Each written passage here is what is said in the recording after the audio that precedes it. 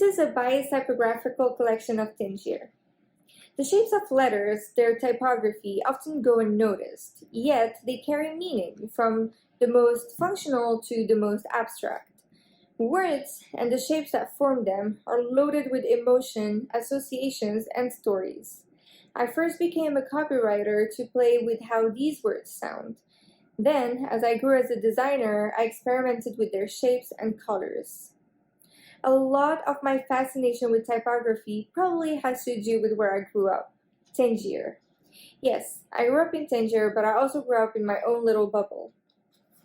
In this bubble, I was always daydreaming or chatting with imaginary friends. And in that bubble, the words that surrounded my daily life nourished my imagination. First, these words existed as the sound that made them, and then they became words with shapes and colors. Because Morocco is at the crossroads of several cultures, past and present, the poetry of words here is even more complex. These words have surrounded me in multiple languages since I was 3 apples tall.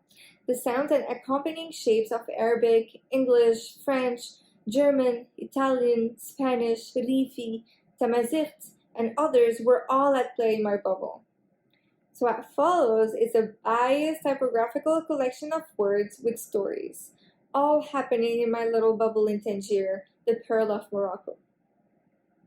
Amigo restaurant. Question: who is friends with soggy fries? Answer: my brother, me, and everyone else who grew up eating Amigo's creative bocadillos. Amigo is a small restaurant. It has kept the same modest entrance and glass windows since it first opened its doors in 1969. The original Amigo logotype was humble, hand-lettered in both Latin and Arabic characters on a white background. It was as if no real visual identity was needed because Tangier loved the mythic bocadillo by Amigo. It was anti-typography, if there is such a thing. Everything at Amigo is handcrafted and has soul. So my older brother grabs my hand and we go through the entire selection of mouth-watering ingredients behind the glass display. His treat. I start picking meats and tomatoes, peppers and pickles, onions and sauces to layer in a sandwich larger than one of my arms.